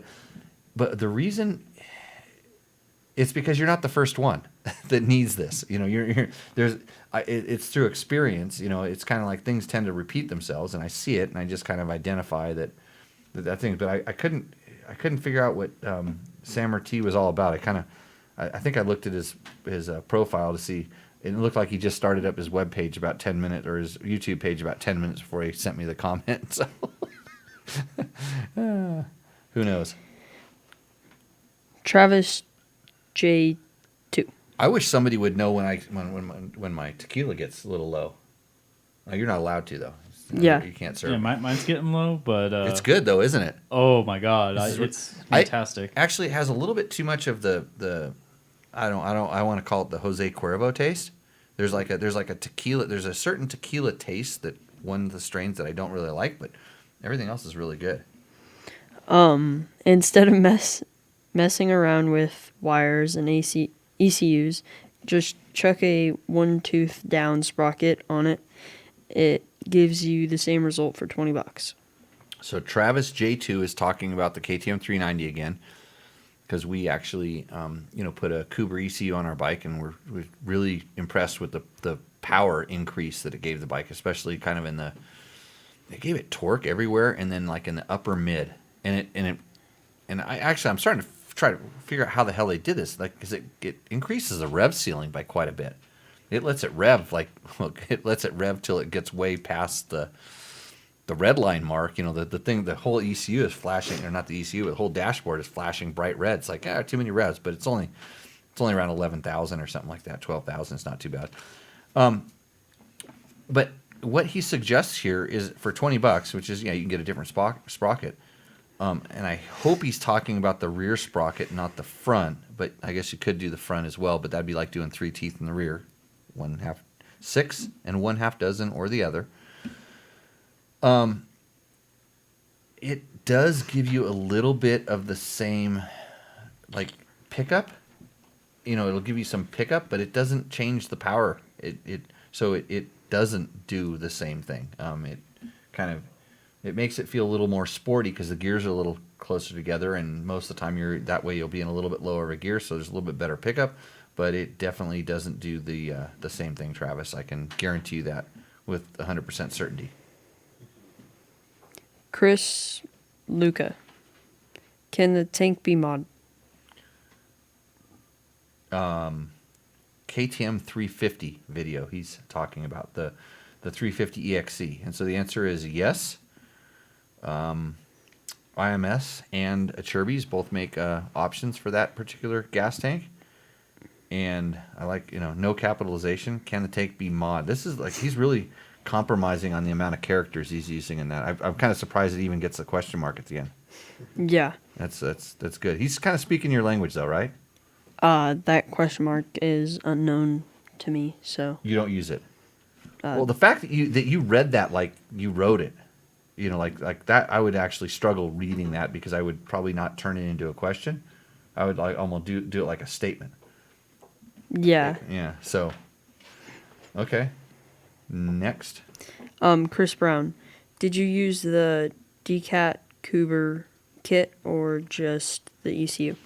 So on the KTM 390, we did not decat it, and I know there's a kit for that. But at the time they did this, there were no pipes available for there were no pipes that I would put on the bike. They were all really loud, kind of road racing exhausts for the 390 Duke, and not what I would I want something that's like sensible to ride around, and I don't really like loud bellowing pipes on that bike. So it's just the ECU, and we actually had to do some tunes on it. So it went back and forth a couple times because they were still trying to get the right characteristics for the 390 Adventure as opposed to the 390 Duke. So it was not the Decat kit, although I suspect you could probably get even a little bit more power on that. What we got any questions roaming on in the chat? We got some good questions. Oh dear, here we go. So this first one that I thought was pretty good, from was it Kyler Stoker? 19. Call him Curly. Curly, got it. Right. So 1984 that's not his name. XR200 will kick and fire up every time without fail. Will run until it gets hot. Then Thor comes along and takes away all the lightning, and it will not start back up. Once the bike cools down, fires right back up. New plug, new coil. Friend even put on new ECU on it. Thoughts? I was straight up going to the coil, because that's the symptom of a coil. When they'll do fine when they're cold. Once they warm up, they go bad. 84 XR200. Is that the twin carb? Is that Kyler? Is that the twin carb one? I think it is. I think in 84 they might have had a single carb and a XR200 and an XR200R. They actually had two different bikes at that time. But I was going to go straight to the coil being bad, and now I'm starting to think I don't know why it would be wires, because if it's cold, it's kind of like something when it's cold. If it has something if it's the 2 carb one, I'm gonna guess cracked intake manifold it would be the next thing, because I know those intake manifolds were rather brittle, and so when, like I said, when it's cold for some reason they're fine, and the minute it gets hot it doesn't. They start sucking air. Don't know why. Yeah, yes, Bob. When the pulsar coils get hot. Pulsar coil, but I think that's part of the new coil, unless it is a separate part. Yeah, It's on a stator. the pulsar coil is. Yeah. Yeah, I know. It's the rev counter. Yeah, that's probably a good thing too. That's what I was telling you about on your Husaberg thing. That's why I said replace. Mm-hmm. Was the pulsar coil. Could be bad. So that's another good one. That's the same thing, just like a coil. It's an electrical part that gets hot, and once a little wire starts vibrating and sending mixed signals. But usually the pulsar coil, I found that, well, yeah, when they do heat up. Believe it or not, my Husaberg 570 actually lost one of those. Yeah, it's because it's really. Well, let me kind of explain this to you. It has a little bit to do with the rotation of the Earth, and when that motor, like before the Husaberg engineers made this motor, they had to calculate the force that the engine was going to be putting out because they didn't want to affect the rotation of the Earth and cause climate change. So going down to the smallest piece, like the pulsar coil, there's it's kind of like time-space continuum and warpage and things like this. So I had a problem with mine, and they're hard to get, that little part. But I actually found one off of a KTM RFS motor that luckily bolted right in and it solved all my problems. And much to some of my friends' demise, the Husaberg is currently the fastest, most powerful dirt bike on the planet. I'm not taking questions. No comments. Yes, Got it. That's why it's off the charts. It is off the charts. Okay. Well, we're going to play Rooster Ender. You better get that board down. So this next question is one that I have some feelings on. It's from Andy BJ. Andy BJ. Yeah. I don't know if I want to say that. Say the second part of his name. Anyway, Jimmy, I have a question. Do you feel disappointed the Japanese brands for not really trying to compete in the enduro/off-road world? Yes, I will give Yamaha some points here, but a long way off. I wouldn't say they're not trying to compete. I think that it's a business. They're trying to make money. They see where the money is made. It's in motocross bike sales. Mm-hmm. And when we've got to figure out a way to, we'll just leave it. We've got to figure out, because I can't see it really on the board there. We got to figure out a way to angle that sucker up. They're trying to make make money. So you see that they're kind of following. Before they used to make their very own specific enduro bikes. They were kind of designed that way, and you can kind of see where KTM took this model. It's like, we're going to take our top of the line competitive motocross bike, and we're going to build everything off of that platform all the way down to the dual sport bike, including the engine architecture. They're not going to design a whole new engine. And you start looking at what the Japanese brands do. They look at the rules, the rule book that we're required to play by based on emissions, and they look at it worldwide, and they do what they have to do. And I don't think that's necessarily in each country. When I don't know if you're talking about the world or it's like kind of each country sort of determines how they're going to market their brand and market their particular bikes. And so all of the brands have a presence at like GNCC racing, and you have them at the National Enduros. And whether it's maybe not like a factory team, but they have like satellite teams that they support. So I don't think that they've really stepped back. It's just they can get the most eyeballs and the most impressions by racing motocross, and then hopefully that motocross trickles down.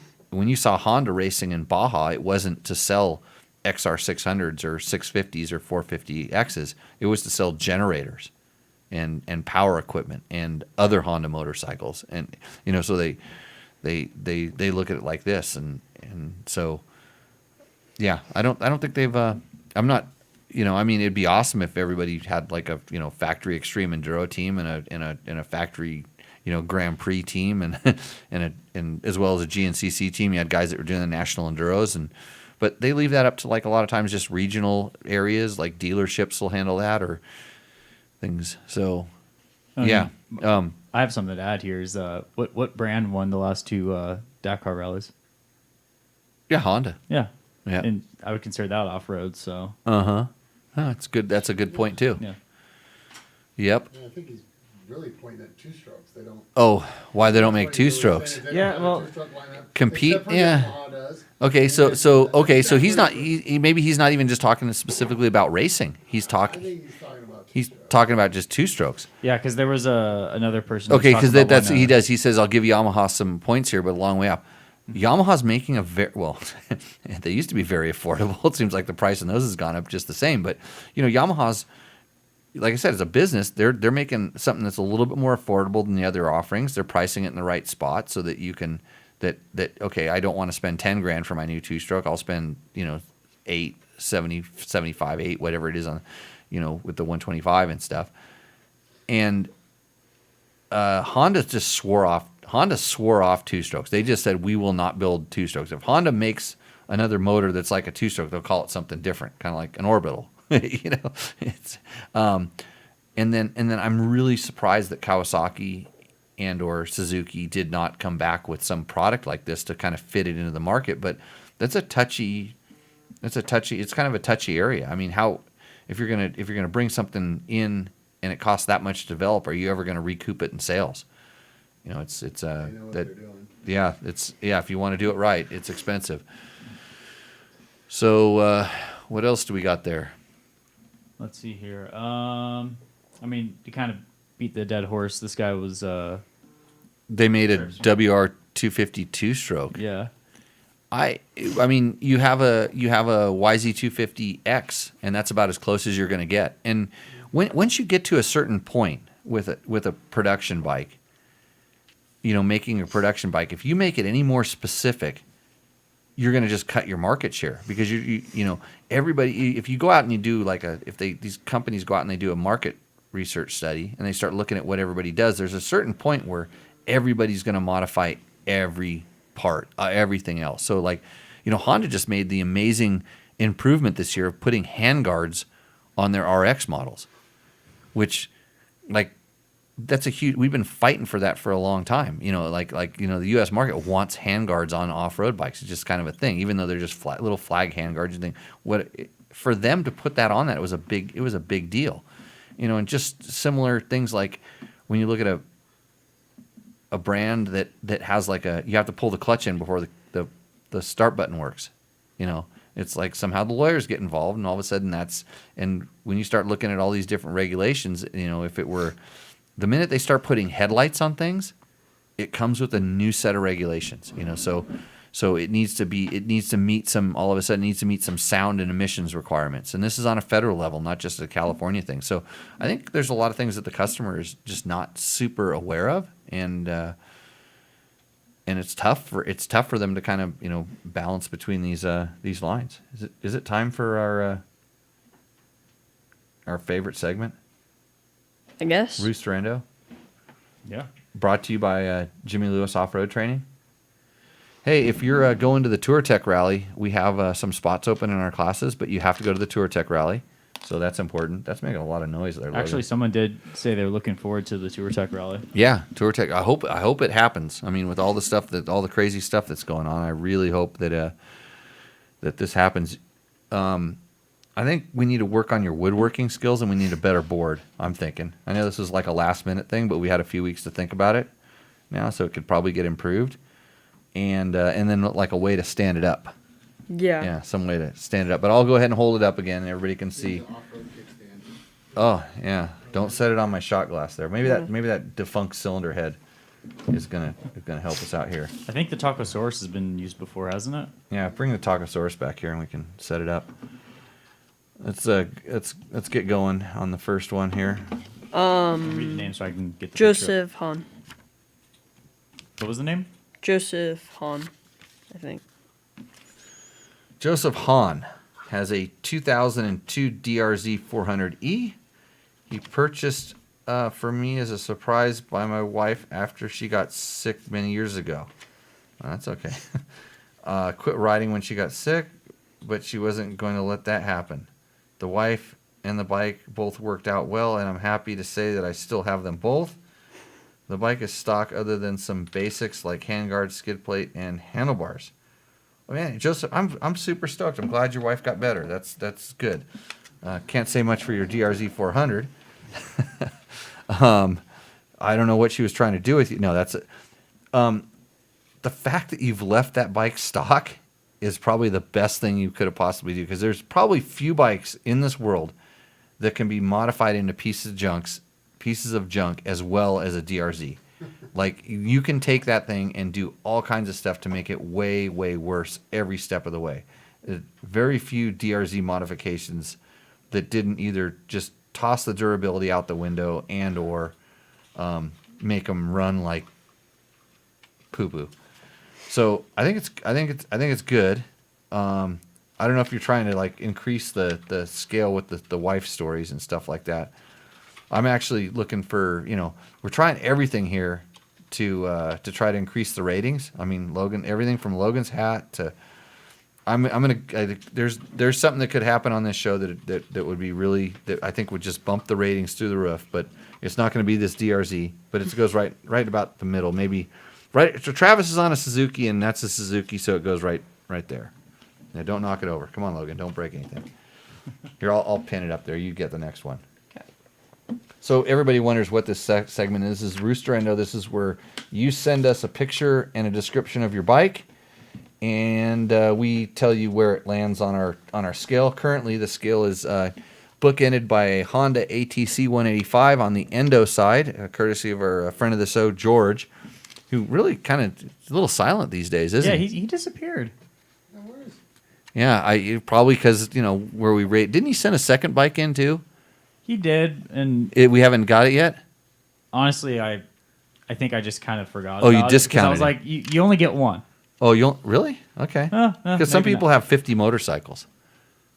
We're not all 50 motorcycles. I know. Well, some people say it's a problem, and other people say it's a curse, and I'm just happy. Okay, what is this, Logan? Let's see. Here's that. Cindy Hayes. Cindy Hayes. Cindy Hayes. She's a former student. She's been to my class before. She's a beta tester as well. Oh, awesome. Yeah, no. Hey, we're doing some beta testing with the Jimmy Lewis Off-Road Training online riding school. Yep. It's we're getting there. It's it's going to be pretty amazing, and in 5 years it'll be the most amazing thing out there. Yeah. In 5 years. But it's not because that's some things that are coming. Improvements that we were already not even talking about. Better, let's see, a 2016 CCM GP 450. Now, this is a really strange bird to begin with. So CCM was Clue's competition machine over in Europe. And they used to basically hand build, they were a frame builder. And they used to take the Rotax motors and put them in to their chassis. And I raced a CCM at a four-stroke national back when four-stroke nationals were a thing. Actually, one year I raced a Husaberg.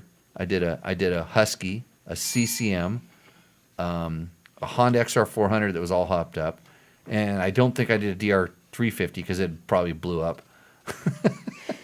Kind of like a 400 would if you modify it. She has better luggage that doesn't sit on the exhaust and melt and strew my stuff along Mexican highways. It's a good modification. Double take mirrors, a high seat. And let me tell you something about Cindy. She has to be all of maybe 5'6" at the most. No way. So to have a high seat, it just shows you that maybe she's taken my class a couple times. A longer gear shifter, and she bought it new with a skid plate, handguards, and the luggage rack. Let me look at that picture real quick before we start. And notice she needs to get rid of that low front fender, though. She's going to ride in mud like this. Hey, and the good thing is I see mud on the seat, but I don't see mud all over the sides. That means she's keeping it up on two wheels, which is really, really good. So this CCM, I think it has the old BMW 450 motor in it. That's the one that spins backwards and has the clutch on the countershaft sprocket, by the way, if you were wondering.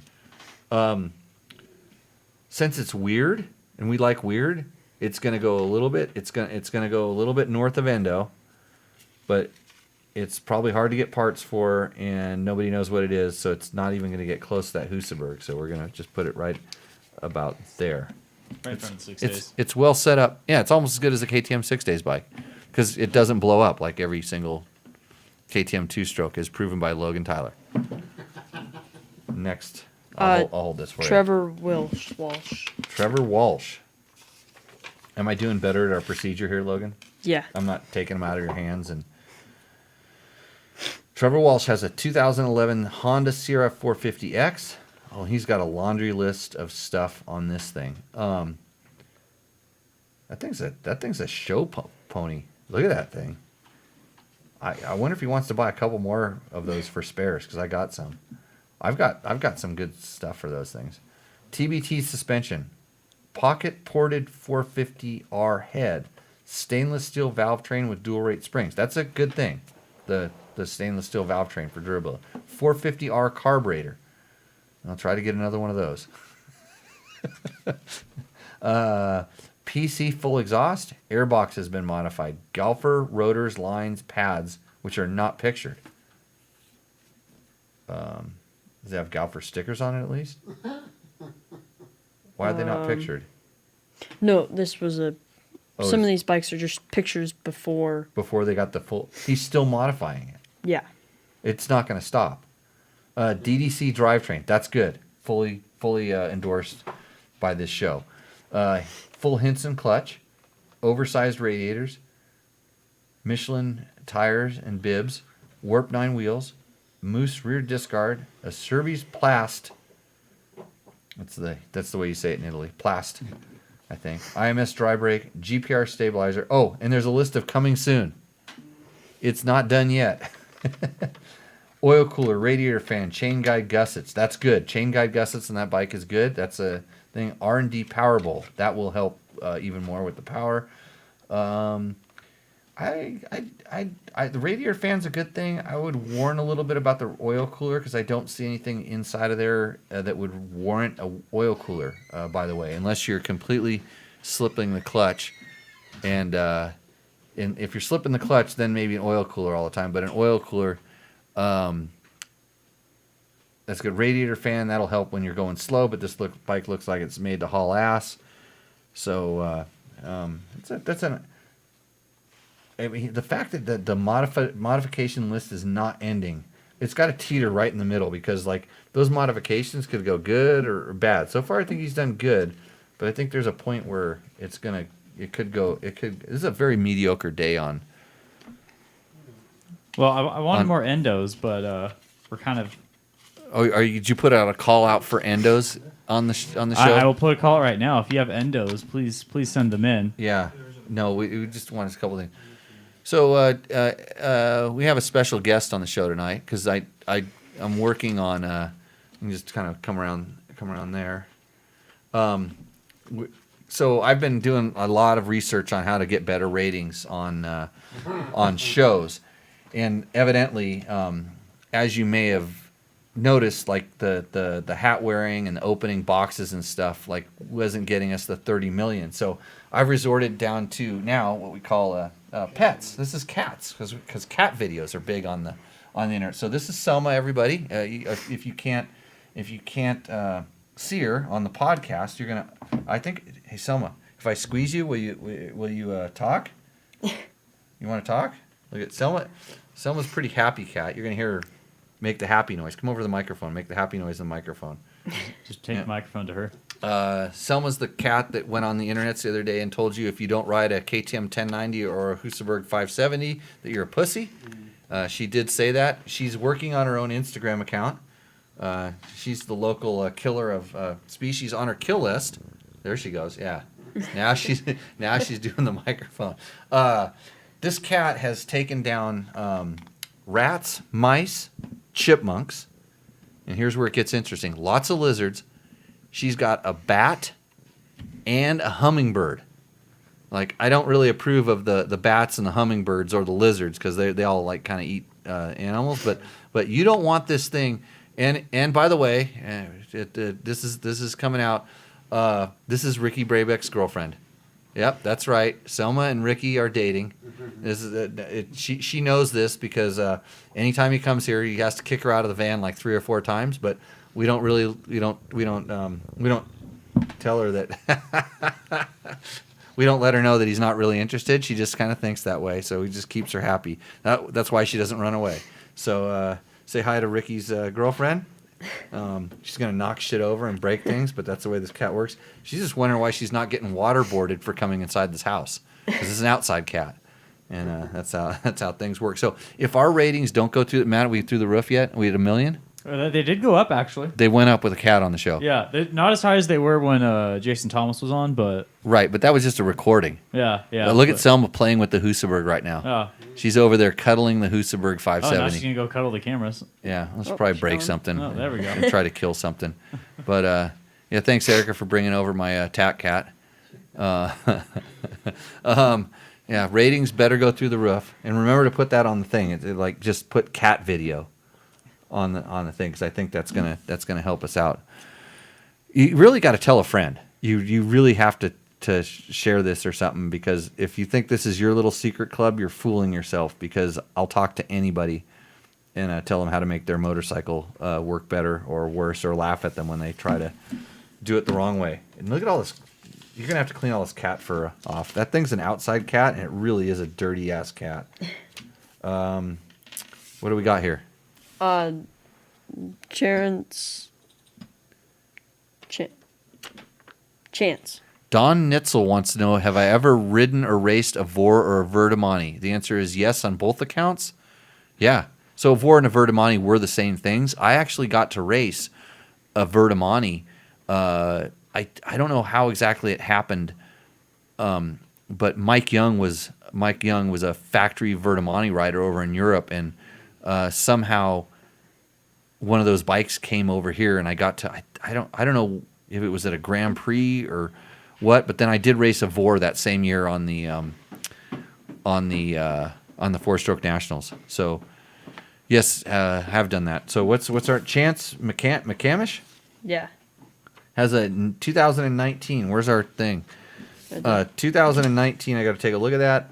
Oh, it's got checkers on it. 2019 450 XCF. He has aero cone valves and a track shock. Faster USA wheels. It has a 6th gear. And if you ever want to know how your 450 XCF can have a 6th gear, there's a story on Dirt Bike Test that tells you how to do it. It has a Recluse, an IMS tank, a GPR stabilizer, a GPR rubber bar mounts, and triple clamp. So the cat's more interesting than what I'm saying? No, the cat's out in the garage, and That's they're where it belongs. looking Just lock the door. Oh, you're not there? Yeah. Flex bars, Jimmy Lewis approved. Mousses, as long as you lube them with proper mousse lube. LCR radiator bracing, an oversized tank mod, a fan, a Boysen supercooler, and Guts wing seat. But you know what this thing has on it? It has Checkers graphics. That's the Checkers Motorcycle Club. If you're not familiar with them, they're infamous out in the desert. They tried to get me to ride for them. Back then, I didn't party hard enough. That's why I didn't join. But one of the guys who helped me in my career quite a bit was Al Baker, who was a checker back in the day. And back in Al's day, checkers were winners. Those guys, they were all about winning. And I think somehow they could mix winning and partying to a level that was above and exceeded. Like if you were in District 37 racing desert races, you wanted to be, a checker. And yeah, so I got to figure out where. I have some stories about these guys, McConaughey and some of my Chuck Stearns, and Scott Stearns, all this things. It's all over the place here. They used to cheat though. They were called the cheating checkers, and those guys knew how to pre-ride the courses and do all that stuff, go really fast. But they had some really fast guys on there, so it's gonna go right in the middle. We'll have to debate this another time. I'm sure that'll stir some shit. Checkers or wreckers. Yeah. So who are the guys? Malcolm Brinks and all the guys I used to race with. Cliff Thomas is always a little bit older than myself. There's a few. Chris Crandall was Chris. I think Chris Crandall was a checker. Was he? Bobby Farrell. Yeah, that was a little bit older than me. A lot of I'm just thinking of the guys that I used to race against and back in the day. Who? Gene Hurst, but he's way older. Oh yeah. Oh, you broke everything, Logan. That wasn't me. Okay, what do we got? What's that? You got to read the name off. Eric Hermerstead. Okay, the whole studio's falling over. I knew we couldn't get through a show. Craig Albert says the Suzuki needs to go below the Bearcat. Anyways, checkers are badass. Okay. Take that, David.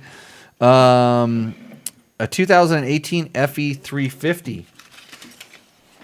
Okay, that's one of those older ones. I remember that. That's the one that introduced that big, giant the big giant side panel thing, which now it's kind of becoming kind of standard as I remember. A Scott steering stabilizer, Jimmy Lewis approved.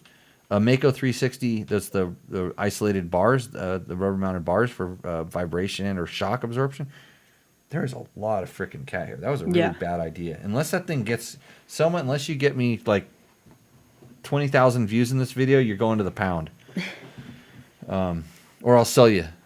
How much is a Selma worth? Like Negative $25. That's ain't gonna cut it. I ain't paying to get rid of you, but I'll just throw you in Ricky's van next time when he's not looking. He'll take you home. Resprung for his weight with a rear shock revalve. Cyclops headlamp with an LED bulb. Fastway pegs lowered. Steps pegs. Okay, what I have to look at this. Stegs, I bet. Is it? You meant Stegs pegs? Those are those. Oh, he has them on there. So Stegs pegs are these things that you kind of bolt onto someplace on your bike, and they're like little bumps that stick out, kind of back below your calves or something. And they're kind of there evidently to kind of catch you or hold you onto the bike to help you grip the bike so you can't slide backwards. And I've heard them work. Heard they work really good. They bother the crap out of me. And that's just a personal thing. But I've heard they work really well for other people. And I always, because I run a riding school, and I always wonder if you're falling off the bike that bad or you need something to catch it, you probably need to rethink some of the things about your riding.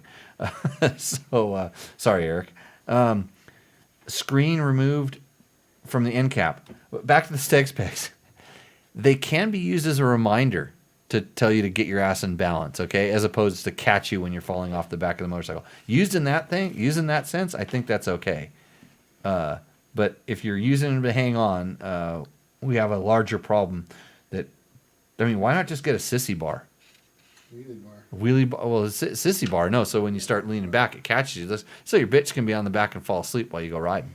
I mean, if you need that, then maybe JD Tuner. Those are good. Voyager Pro. That's excellent. It has tires on it. It says so right here. It says tires. That's always nice to know. The rating just went down for that. Tubeless. I think maybe he meant tubeless tires. Modified license plate holder. Giant loop bags, a 14 front sprocket, carbon pipe guard, plastic clutch cover guard, AXP skid plate with linkage, and a seat concept seat. I like the seat concept seat. Another mediocre bike. It's going right in the middle. Matt, we need to get some variety in here. These are all like really nice bikes. Right. If they were on the used market and I had money, I would probably buy most of them. Even the DR? To put in my fleet. Yeah, I have DRs 250s. Right. Well, I told you, I warned you earlier today about this segment. You want to give him the hat, Logan? I'm off camera though. Oh well, so we can fix that. The DRZ 400 was notoriously the worst hill climbing bike known to man. It just, the way the seat tank relationship was, and I just remember that there was hills I could climb all day long on almost any other bike, and that particular bike was just horrible for hill climbing. But I will tell you an interesting story that when I had a DRZ 400 and we were putting a lot of time on one for the magazine testing, I used to go riding with Johnny Campbell's back when he was his part of his job one day a week. He had to go trail riding with me, and this was XR 400 times, and this is part of Bruce Ogilvy's plan to make Johnny Campbell a much better rider. And so we would go riding. We'd ride really nasty trails, like about as extreme enduro as you'd ever want to do. I'd try to avoid a lot of the hill climbs because, like, Johnny's XR 400 didn't have enough power to go up them, and my DRZ 400 was just horrible at going up them, period. But the one thing the DRZ had, besides a ton of weight and all this extra stuff that the XR 400 didn't, was electric start. And I love electric start. Said this from day one. So anytime we could go riding on like really narrow, like hillside trails that had like lots of rocks protruding and stuff on them, and no way to put your left foot down, I would like going riding on those and stopping. So no way to put your I don't know my left from my right. So let me think for a second here. You would kick it with the right. You couldn't put your left foot down. So you were kicking on the hillside. You'd have to, if you had a Kickstarter, you have to kick on the hillside. And I would always stop at the worst place and stop the bike. and then go, oh, isn't this view really nice? Johnny come up, stop the bike. You know, he wouldn't want to stop it because you don't want to kickstart. I'm like, cut it, you know, kill it, give him to kill it, get him to stop it. Go, hey, isn't this a really nice view? And I start the bike and take off. And I knew at the time he was doing a lot of, you know, product development riding and stuff like this with Honda. And there needed to be somebody else down there trying to convince them that they needed electric start on their motorcycles. Because there's nothing worse than after the 50th time I've done that you know the shtick and you won't shut it off. And I'm not going to go until you shut it off because somebody has to pay for this because I wanted an electric start 400. I ended up making one later on. I took ATV parts and pieced together, made a really, at the time, an okay motorcycle horrible by doing this. But it had electric start. So there's my story. What is Sean Elliott says? Stegs pegs or seat concept seat? Is that an either or? I would go with the seat concept seat every time. But are they talking about the one that has the? So seat concepts has a seat that kind of has like I'll call it a butt pad. It kind of gets thicker in the rear, and it can do sort of the same thing. It can tell you you're kind of getting back. It's mostly meant for cushion. And here's something really funny. I don't know if I'm allowed to drop this nugget of knowledge or give this thing out, but I'll tell you what so remember there was step seats, like the motocross guys were running kind of step seats to hook them so they could sit down coming out of a turn and not get thrown back on their bike and everything. Now you notice the guys go around the turn standing up, so they learn to get rid of this. But anyways, so the step seats catch it. I now know that they're actually building seats that are a little bit wider, and they have what they call wings, go wings, on the sides of the seat, so that when you stand up, that you can, you know, squeeze the bike a little bit there, and the seat actually does that for you, and you don't. So same sort of thing, but not as intrusive. It doesn't bump into you like the pegs. And Alex Jacques says, and I know how to say his name because I know his dad. Actually, I know Alex because I saved him at a desert race one time. I don't remember exactly what happened. I don't know if I think parts fell off of his bike, and I told him how to scavenge parts from another part of his bike to get his bike to the finish line. Steg pegs sound dangerous for desert racing. I don't think they're that dangerous. I think, you know, it could, like, used as a reminder, I think it's a good thing. Used to hang onto the motorcycle and other things. Nice seat, but the stitching wears out quick. He's talking about the seat concept seats. I have not noticed this. I've actually worn through the covers on a couple of mine, and my stitching held good. But then again, we're in a very dry environment, so I could see where maybe if different environments would kind of do different kinds of things. There's something else I'm supposed to be looking at there. Oh, there was a lot of questions. I'm actually trying to scroll through which one I wanted to go through next. Right. Here, we can do this. Should we put the cap back on? Because Logan, it's going to take a long time for you to clean all this fur off this thing. So you might as well just double down, right? See if the ratings will go up. Sean Elliott had a question right here. What is it? What would you prefer, the Africa Twin with a Recluse clutch or a DCT? Would love the Recluse on the smaller bikes, but I've never installed a Recluse on a larger one. I would take the DCT because I like the kind of paddle shifting function, and when you just put it on automatic, it shifts for you, and that's kind of like to the whole next level. It acts a little bit like a Recluse clutch in the way that, you know, the way that the clutch engages as you turn the throttle. I would probably set it a little bit different, you know, the way it engages on the DCT. I know I could set a Recluse to work this way, but I would take DCT all day long because, like I said, it'll shift for you, and then if you want, you got paddle shifting options. And I mean, I've always, and I think the programming. I haven't ridden the latest Africa Twin. I've been requesting to do this, but if it got any better, it's going to be really good with DCT. And I know with more experience, they're getting better stuff. Okay. So Todd Kelly, I'm trying a. Is that? Oh, that's a cat making noise. Okay, I'm trying a. Did you squeeze her? Techno Moose Enduro. Oh, she's locked in the garage. Well, how come she's not back on the show, Logan? We're trying to get ratings here. Okay. Yeah, grab her. There we go. Right on. Okay, right. ratings going up. All right, so Todd Kelly, I'm trying a Techno Moose Enduro rear on a dual sport in Colorado right now with a Tusk Beer? D Sport on the rear. Been doing lots of road miles at the beginning and at the end of days. We'll report on the on longevity of the Techno Moose as it's not supposed to break down the same as the others, according to the marketing. So I tried Techno Mooses probably like 5 or 7 years back, and they were made of more of a plastic material. The ratings just went to shit. That's how quick you're supposed to control this thing, aren't you? Aren't you in the Cat Friends? We were. Seems like your dad better than you. Doesn't like me because I just like waterboard it all the time. It's like really wondering why it's not having a bad experience inside of the house. Well, this is the office. I guess as long as we keep her out of the main house, it's cool. The Techno Moose I tried a long time ago, and they were made of a more plastic material, and they had the funny thing is they were really susceptible to heat cycles from what I remember. They were fine, but after a certain amount of heat cycles, they didn't do too good.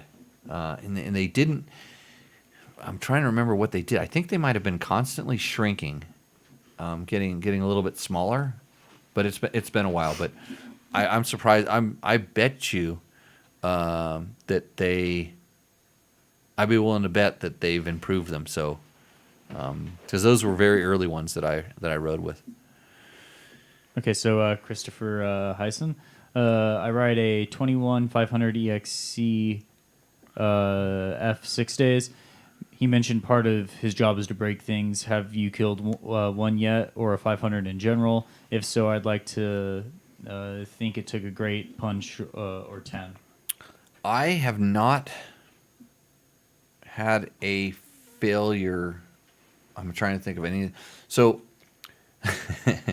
the 500 EXC I just put back together the other day started making a ticking noise that was irregular, and so I found out what it was is after 500 or 600 hours. This one didn't have a timer on it. Thanks, Bob. It was an old Bob bike, so the first half of his life it never went over like 4,000 RPM. It developed this ticking noise, kind of surprisingly after, believe it or not, towing another bike off of a dry lake bed where the other bike had expired. My KTM, so this other bike infected my KTM. It made a ticking noise. Then I found that the cylinder actually became worn out, so kind of out of round. It didn't spec that bad, but it was definitely worn out, and I got that fixed, and now it purrs like a kitten. That's a cat joke, and I'm trying to get more ratings because we need more ratings. Tell a friend. So I've never blown one up. The only other one that I had any issues with, and so we had another guy that was helping us here, and he failed to oil the filter properly, and so right after I put a top end in it at 400 hours, it was actually 390 hours. It sucked a whole bunch of sand, and the bike started detonating quite a bit because of this. And I put another piston in it and didn't do anything else, and it's still running. So those things, they're pretty damn indestructible. I don't have any problems. And I talk to Chris Blaze all the time, who rebuilds these things for a living, and he really doesn't rebuild a whole lot of these. And when he does, it's like, I don't really need to, but people just say, hey, I put 300 hours on this thing. I want to. Easy on Travis there, bro. I'm going to break him. He breaks himself. Ratings are going up, right? Good. The chart, I can see it skyrocketing. Yeah. So I wouldn't be afraid of that at all. You could. I don't really try to break them. But I don't think I mean, you can break anything if you want to. When I get told to break something, but KTM does that on their own. They don't ask me to do it. So. So Sean Elliott had another question. Have you used the G2 throttle tamer? Is the throttle tamer better for tight woods? This is a good question. So yes, I've used G2 throttles before. They make a bunch of different ones. They make ones that are more aggressive, less aggressive in different spots, all kinds of stuff like that. And it was funny because I thought since I like smooth power, I would want a more mellow throttle tube. And after testing that, and also Motion Pro made this whole throttle kit that had a bunch of different pulleys on it that worked out really good. it'd be nice if you tried to not have her shoot the beef at the reason I camera. changed the- Yeah. You changed the camera because we've gotten cat beef shots. Yeah. Yeah, right on, Selma. Good job there. Like Ricky's not watching anymore, so you don't have to do that crap. Yeah, easy. I lost my train of thought, but I was talking about throttle cam tubes, right? Yeah, so I got a Motion Pro throttle, a whole bunch of different ones, and I found that I like the most aggressive throttle I could ever put on it because I'm very particular about I want real wrist to rear wheel connectivity, and here's the reason why. Jimmy, your bike sucks. A lot of people don't like this. It's too much. They don't have that kind of. They don't want to have that kind of control or need to have that kind of control. So I've tried them, and it's definitely a personal preference. If you find yourself to be a little whiskey throttle with the whiskey throttle on the throttle on accident, a more mellow throttle tube could really help out. So it's something to test. And if you can buy one that has multiple different as opposed to having to switch out the throttle tube each time, there's some that have different gears that go on them, and you can try different ratios and.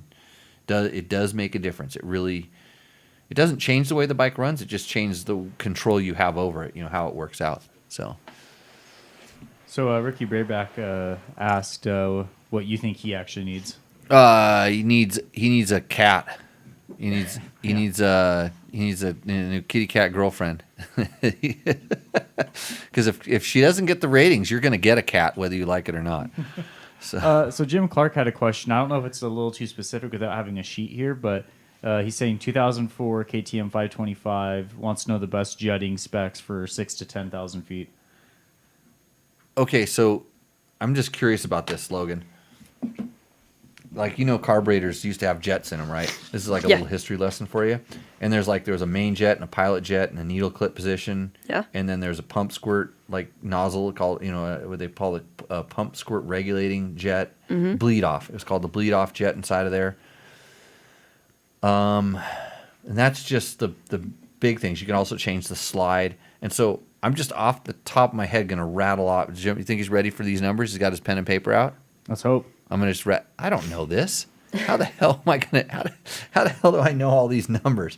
So if I'm gonna tell you how you should approach this, because I do have a 2004 KTM 525, and I could not for the life of me tell you what jetting is in it, but I know that it runs well. And when we ride around here, we're starting at 2,000 and we go up to about most of the time maximum 7, but usually you're riding around 3, 4 is thing, and it runs really good. If I were going to take my bike for 6,000 to 10,000 feet, I would, in this order, go down one on the main jet, one on the pilot, and raise the needle clip one position from stock, which is I'm pretty sure where the jetting is right now, stock, and that will probably achieve you the same sort of rideability that you have down here up at 6 to 10. And then you might want to play around with the fuel screw just a little bit, but that should get you in the ballpark. And then at that point, you need to hire a jetting specialist that, like, my day rate would be, like, if I had to come and jet your KTM 525, it's not that hard to get the carburetor out. $1,200 a day. I'll come and get that thing working tits. And then what'll happen at the end of that day is you will take that well-jetted bike home, sell it, and then buy a KTM 500. Just saying. See how I always tell people what they need before they even need it, right? Yeah, a new bike. So save the $1,200 you're going to pay me to come with you, and just put that money towards the 500, and then because the 500 will jet itself. Do you have any other thing that's important, Logan? The real reason for the hat, or the semi-real reason the packages back here. Oh yeah, we got to open packages. That's right, we got some new packages. So this is the next segment. It's a totally sponsorable segment on Tech Talk Taco Tuesday. Both of our segments are. It's Matt's actually reaching out to people that want to do this. Kat probably wants to get in the bag though, so go ahead and rip that thing open. Nice. This just showed up in the mail today. Luckily, it comes from a sponsor of ours. This makes it easy. This is Climb's. I can already tell because I actually kind of broke it open a little bit. This is Climb's new 2020, probably 2022 Dakar gear. Yeah, put the cat in the bag. It's plastic. It doesn't say do not put cat in the bag, right? Anywhere? Then you can do it. Yeah, go for it. Look at, she's totally excited about this. She's like, yeah, let me in. Yeah, see, this is good. Now we're combining two big traffic generators. Yeah. Cats and opening boxes on the show. You never thought we could get to this level. I never thought. So it's the new colorways. Look at this. Let me check. Let's open it up here. Open up the other bag because I think it's the pants too. I don't know how to get it. Oh, here we go. See, I hope that if you're listening to this on a podcast, you're getting all jealous because you get to hear us opening up packages. It's like Christmas around here. I like this. I like this colorway. This is a gray and black. Oh, check out the. Can you see the logo? It's doing something funny in the lights. Reflective or something. Yeah, the logo's cool, but the tan kind of reminds me of like a hearing aid. A hearing aid. Yeah, almost like the color of a hearing aid. Right. So this is what you're going to see Jimmy wearing in his next off-road video. If I do, I've got you in my pocket. I've got pockets, so I don't have to put you in my crotch. Look at this. Yeah, silver. Cool. Because my last pants I've been wearing the black stuff and no good in the heat. So, yeah. Look at that. The new Dakar line. It's got zipper. Check this vent out. You're like, listen. Yeah, that's not what you think's going to come out. That's just a vent there. Oh, Selma found found some boxes to hide She's in there shopping for the t-shirts. Yeah. The old t-shirt department. That color's a little feminine, right? I don't know, I like that. You like that color? I Teal. actually like it more than the other one. day. Really? Yeah. Yeah, I'd rock that. All day. Well, I don't know about you guys. It's fine. Yep. So it's We a can all have teal opinions. color. No, it's the new colorways. I think a lot of the gobble it up quick because I think it's selling out fast, but they'll probably have more stock a little bit later. So thank you, Climb, for actually longtime supporter. And I've been wearing Climb since they first got into the dirt bike stuff, and I'm still wearing it because it's actually really good. And I think the cat's going to cause a lot of problems in here. Yeah. This is a really bad idea overall. Now she probably thinks she can come in here at any time she wants. But okay, dear Climb, we need bright colors to avoid head-ons. Yeah, I don't think that's going to help. Yeah. Oh, we have somebody that's done that before. I've had a couple head-ons on trails. The gear didn't matter. Generally, it was this. It was. Smashed The side by side. Oh. He Yeah. ended up in the front seat of a side by side. Remember that story? Yeah, it's like kind of the speed of the riding and stuff that makes that difference. Okay, so you got all that for free? I'm dang lucky. No, I earned it. Nothing's free. Oh, speaking of that, I had something else for you, Logan. Hold on. Okay, so we're going to end the show on this note, and this goes to you, Jesse, as well too. So I was rifling through some of the crap that I had out in my shop. I actually cleaned my shop up quite a bit, kind of like Logan's going to have to do this cat fur festival that we're having now. I found this sign that it was from the king of the motos, and it says, what does it say, Logan? Easy way. It says easy way. That's all you need to say. So it's a big sign I'm holding in my hand. It says the easy way. And the funny thing is, when you find out in life, this is your Jimmy's moment of pontification. When you find that you're going easy way, you'll find that when you start looking at what you're really doing, you're doing it the wrong way. Yeah. The easy way can often be the wrong way. There's the right way, but it may not necessarily be the easy way. So Logan, I just wanted to hand that to you there, and just so you pay attention to that. Did that sink in a little bit through that taco hat that I made you wear this whole time? Yeah. I think the taco hat's for the you should have stopped that before it got as bad as it did, because your life is gonna suck having to ride a CRF 125 for the next few months while we're trying to back order all these parts, right? So anyways, on that note, I think we will see you out on the trail, right, Logan? Yeah.